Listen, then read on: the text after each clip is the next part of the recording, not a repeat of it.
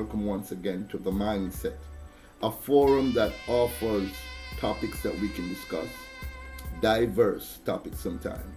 And of course, we respect the decision, whether it's a like or a dislike, in terms of our participating audience.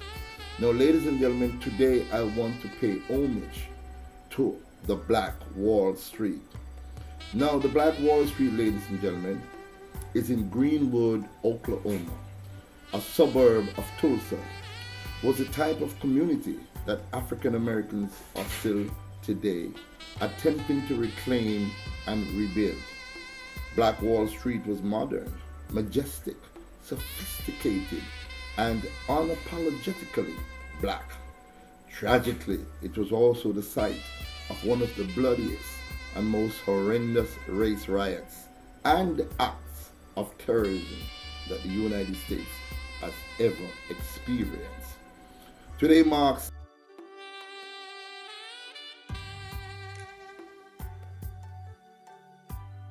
this happened on May 31st to June 1st, 1921. Now, ladies and gentlemen, let's just bow our heads in a moment of silence, in a moment of respect for our fallen brothers and sisters, men, women, and children of the Black Wall Street that perished the night of May 31st to June 1st, 1921 in Tulsa, Oklahoma. Let's bow our head in respect.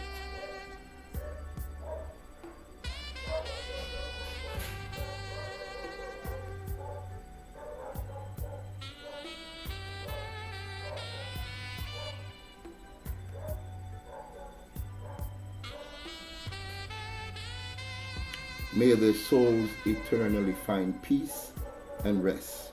Now, ladies and gentlemen, for those who don't know, let's refresh your memory of what the Black Wall Street was like in 1921. Now, the Black Wall Street had 600 businesses, 21 churches, 21 restaurants, 30 grocery stores, 2 movie theaters, 6 private airplanes, 1 hospital, a bank, and its own school system. Now, they say black folks cannot do anything right, even though we were kings and queens of Africa. But this is in 1921, ladies and gentlemen, in the United States of America, where black people pool their resources together, buy black, shop black, eat black, wear black. They do everything for themselves after they were forcefully segregated from the rest of the community and from the rest of the white world. Now, ladies and gentlemen, the Black Wall Street had all these great things going for them. But that horrific night, the night of May 31st to June 1st, when they say a white woman, and let's go to the young white woman, Sarah Page, accused a young black man, Dick Rawlings, of attempted sexual assault, which gave local mobs and white men acting as police just cause to invade the unsuspecting community. Now, ladies and gentlemen, after they arrested Dick Rawlings and they had him in the jail, about 100 hungry white folks gathered around the jail wanting to free Rawlings. The police officer said they will have none of that. The crowd drew to 200, 300, 400. By this time, black folks in Greenwood, Tulsa, overheard the news that they were about to lynch a black man for allegedly a sexual assaulting a white woman. So some of the black folks in Greenwood picked up arms and they went over there to assist the police in protecting one of their own. The police told them there's no need for it. We don't need your service. Everything okay. We're going to make sure we protect Rawlings. So the black men went back over to Greenwood. By this time, ladies and gentlemen, the crowd grew. 400 become 500, become 800, become 1,000, become 1,500, become 2,000 angry white people saying that they're going to storm this jail and take Dick Rawlings out and hang him or lynch him.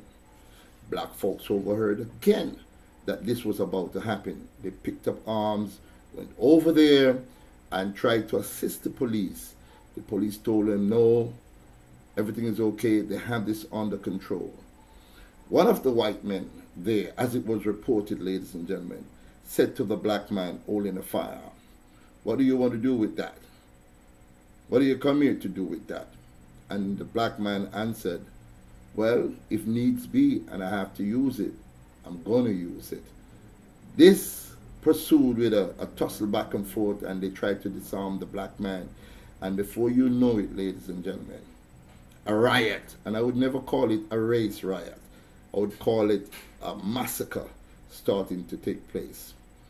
2,000 people stormed those brothers, stomped them brothers, and then they marched all the way into Greenwood, Tulsa, Oklahoma. And in less than 24 hours, ladies and gentlemen, a once thriving, beautiful black building was destroyed. Black homes was destroyed. Black folks was killed to the tune of over 3,000.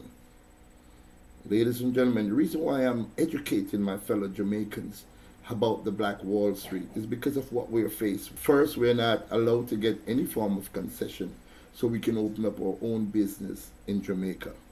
But I'm trying to demonstrate to our Jamaicans that your almighty dollar, that dollar that you spend, is very, very, very important. In your community, if you start buying black, supporting your neighborhood stores, the little small black man that just started to open up his business, support his business, allow his business to grow. And once his business starts growing, brothers and sisters, then the prices that he charged will eventually come down. But you got to put your shoulders to the wheel, as Paul Bogle said. You have to put your shoulders to the wheel. But guess what? I know my people, and I know my people very, very well. Some Jamaican people don't like to see the other Jamaican strive or survive or become fruitfully gain. And I say this with no apologies. We are filled with bad mind, the crab in the barrel mentality. Can you imagine? You see your brother going up, and instead of you assist him to go up, you grab onto him and pull him back down. We have to stop that. We are the only race of people that does not love, respect, honor, and support our own. We support everybody else. We spend our money elsewhere. We spend our money with everybody except ourselves. What is wrong with you? What is wrong with you? You prefer to see somebody else's strive instead of your own? Wake up! Wake up, Jamaica! This is important. Your money is volume. How can you buy or shop at a business place that have no respect for you or respect for your money? Even if they don't respect you, respect the fact that you chose to come to their business place to support them. I would never, ever spend my money at a business place that does not respect me. You can never get $1 from my money. So that is what we need to start doing, Jamaica. We need to start to support our own. Some of the houses broken down, we all should pull up together and assist that person. The Black Wall Street in 1921, may God bless their souls, they thrive. It took months, practically years sometimes, for $1 to leave from that community. That $1 circulate.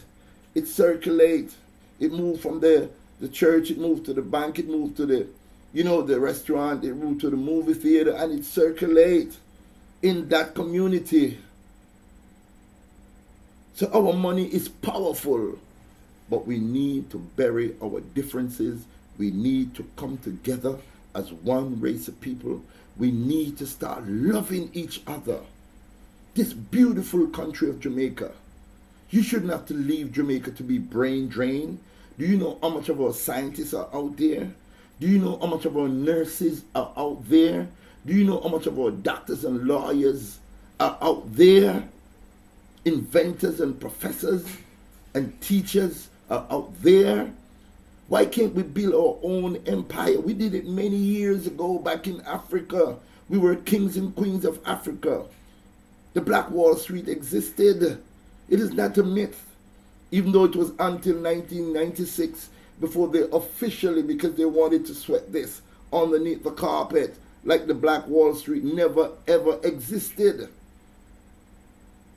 Jamaica, wake up. We also have to respect our brothers and sisters from another country. From your black in the United States of America, you're my brother and sister. From your black in Haiti, you're my brother and sister. From your black in Canada, you're my brother and sister. In the United Kingdom, you're my brother and sister. In Africa, we're all the same people. Why we can't love ourselves?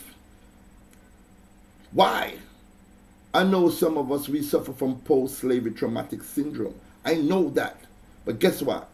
The Honorable Marcus Garvey said, you have to emancipate yourself from mental slavery. None but you can emancipate yourself. Steve Bantu Biko said the greatest weapons in the hands of our oppressor is the minds of our oppressed. Don't you understand? You have to get back to yourself. Start loving yourself. People look in the mirror and hate what you look like. Who taught you to hate yourself?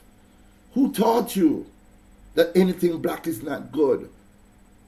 Who taught you to say you're black like Kawa? Who taught you these things? Jamaica, wake up. This is our country. We have to start pooling our resources. We're great in a whole lot of things. We're great in a whole lot of things, except for one thing. The ability to love each other, the ability to come together, the ability to be this one great race of people that we are. So today, ladies and gentlemen, I salute our heroes, the heroes of the 1920s, the Black Wall Street, the over 300, but we know it's over 3,000 lives. Over 1,000 houses were burned to the ground. Businesses was destroyed. In the 1930s, ladies and gentlemen, they started to rebuild. But guess what?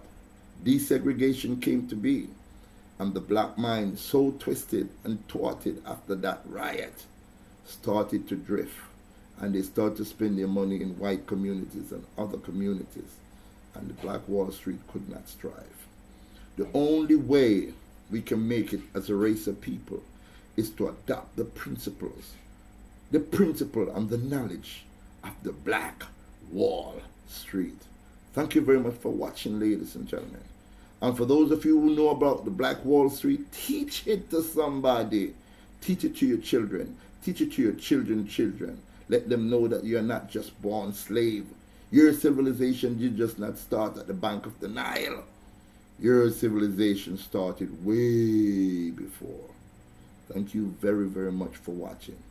And you do have a wonderful day. Hotep.